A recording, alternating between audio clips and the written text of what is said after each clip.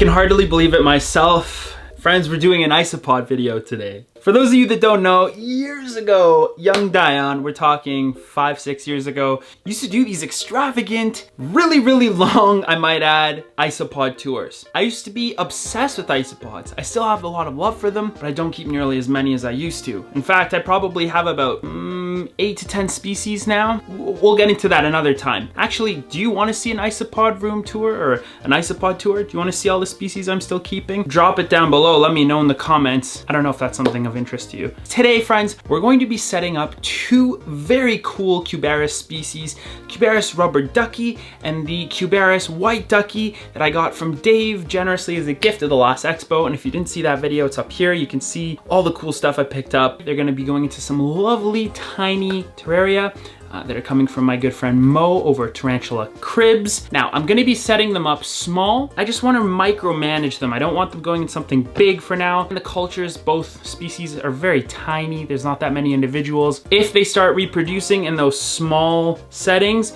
then I will look at creating larger cultures. But for now, I'm gonna go over substrate, you name it, everything you need to do to set them up right. And I'm very much hoping, please, isopod gods, please, give me some luck with these animals this time because, yeah, I've had a bad run with them. To be fair, when I got into Cubaris, they had just come into the hobby. The only animals you could ever get a hold of were wild caught, straight out of Thailand from the limestone cave. So I'm hoping that working with captive bred animals now, they're gonna be a lot hardier, more, you know, tolerant of varying parameters and such. Not to say I'm gonna purposely subject them to that, but you know, hopefully we're starting off on the right foot here. So let's go ahead now, get into it. I hope you guys enjoy. So these are rubber ducky isopods, Cubaris species. I say that because they actually haven't been taxonomically classified yet beyond a genus. It should come as no surprise as to why these animals are named what they're named. They look like they have a small rubber ducky face, and consequently have become highly desirable in the pet trade, and honestly quite expensive. I've seen people pay over $25 per isopod. Therefore, due to their pretty expensive price tag and their fairly sensitive nature, I wouldn't recommend them to beginner hobbyists. I know they're cute, they look out of this world, but go for something like Porcellio scaber. Get some experience with easier isopods first. Alright, so we're using 6x4x4 Tarantula Cribs cuboid enclosures. I have some moss for my frog tanks and little ficus cuttings. Plenty of tropical white springtails that will add to the enclosures to control mold. That could be bad for the isopods, we don't want that, right?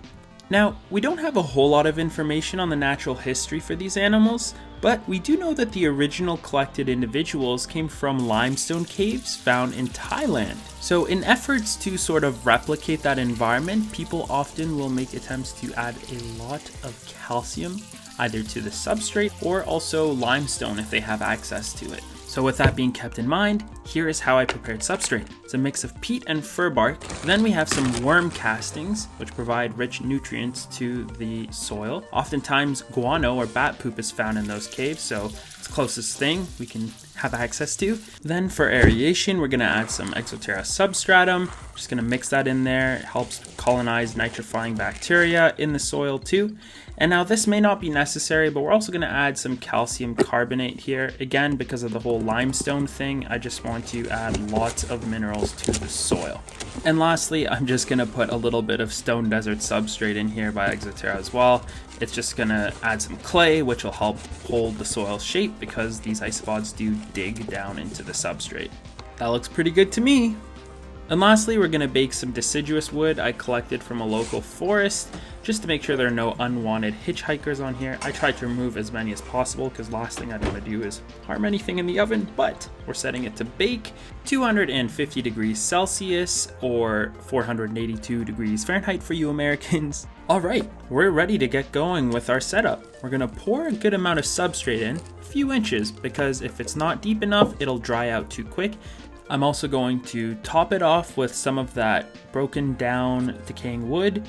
And then we found a nice piece here that I think will sort of be like the centerpiece of the small habitat. Remember that these isopods do dig small little tunnels, so having a few inches of depth is important. Next, we're going to add some of that live moss that I collected from my dart frog enclosures. This stuff does really well in humid environments, so I'm confident it'll spread over time. We're honestly just gonna take some of it and create a small carpet on one side of the little enclosure. A little bit of that Ficus Pumilio. I'm gonna have to keep that in check because it overtakes things very fast. But that's kind of it. Just a few different kinds of moss I like to pick, and we'll see how it does. We'll keep it evenly moist, and I'm sure it will grow so well. So remember what I said about the limestone?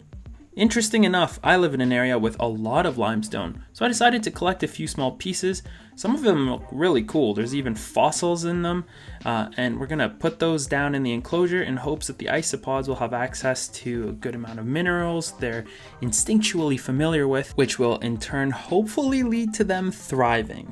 I'm adding a couple more plant cuttings, in this case a few baby tears, and as you can see, the enclosure is really coming together nicely. Give everything a little mist down, and then a wipe down. Add a little calcium block from Incog Inverts. Just take one, break it up into 3 pieces.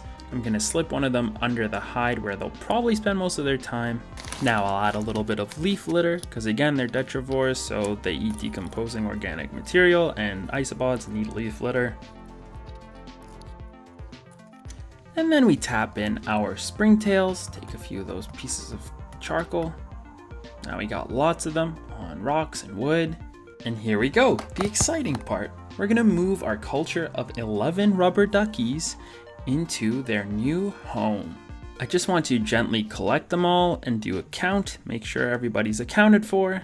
And now that I've checked all the moss and substrate in the container, I can confirm that there are 11 rubber duckies running around in this bowl, and they can be moved into their new home. Giving them a sliver of butternut squash, some of the Incog Inverts pill diet, which I've noticed my isopods go nuts for, and voila, the little duckies are going in. Let's see how they make out. I am feeling pretty good about these setups. I made sure that the right side had the moss and was a bit wetter, and the left side is a bit on the drier side, so we're just gonna make sure we don't water it too much, which would saturate both sides. But look at these guys, they are settling in, and man, I can't get over how adorable rubber duckies are. Comment down below what you think the cutest isopods are. Oh my gosh, look at these guys unrolling.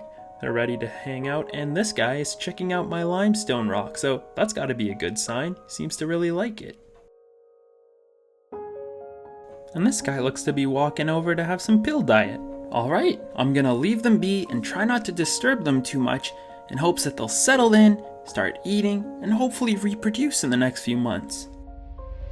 For today's question of the day, I'd like to ask you all, have you seen any of my isopod room tour videos where I show you so many different species I'm keeping? That was in the past, but I'd like to ask you all, which of those species in those tours did you like seeing the most? Perhaps we can go in the comment section, comment which species, give them a thumbs up, and maybe the one with the most votes will be the species I bring back into the collection here. I'll go through all the comments, tally it up, tally up the thumbs up. It all counts as a vote. I'll give those comments hearts, and we can engage in a little bit of a conversation. Let's get back to the video. Thanks. All right, guys, next up we have the white duckies. Oh, sorry, little buddy. This is a very similar species. It's always so weird trying to do research on these animals because there's really not much information out there. I know that they're from Thailand, and I know that they require very similar care to the rubber ducky Cubaris. So that's kind of what I'm gonna tell you. I don't know what else to say. I guess the one thing I can offer as information is my friend Dave from Incog Inverts told me that they're a lot hardier than the rubber duckies and seem to be more tolerant of varying parameters. So that's a good thing they got going for them at least. Alright friends, you saw me set up the last enclosure. I think at this point you get it, so let's speed things up a little bit.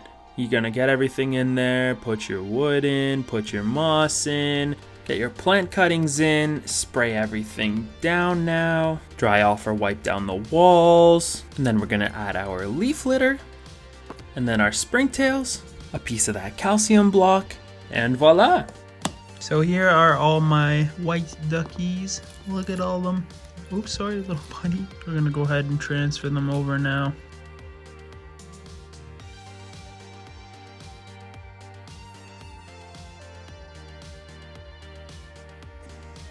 So here they all are. There's 1, 2, 3, 4, 5, 6, and 11. There's 12 of them. 12 tiny little white duckies. Anyway, let's move them. We don't want to stress them too much. Just wanted you to have a bit of a look at them. They're really, really neat isopods. I'm just gonna put a little piece of carrot in for these guys, as well as some of the pill diet again. And now I'm going to carefully introduce them all back in. Look how small this Manka is. He's so tiny. Ah, not to be so, oh, sorry little guy. He'll be okay. Look, he's already running around. Isn't it just so funny how active they are? They look like little tiny living robots or something. I decided to actually just gently pour the rest of them in. I thought it'd be a little bit less stressful than trying to pick them all up and drop them in. But again, just look how active these isopods are. They're scurrying around. Of course, it's very hectic. The environment's new, but it didn't take long for them to settle down and actually start feeding on the pill diet. You'll look closely and see that several of the adult isopods pause to start feeding after running from corner to corner for a few minutes, which is a great sign. Shows that they're already interested in food. And yeah, this one's checking out a little carrot here, but have a look here. There you go. You can see there's one munching.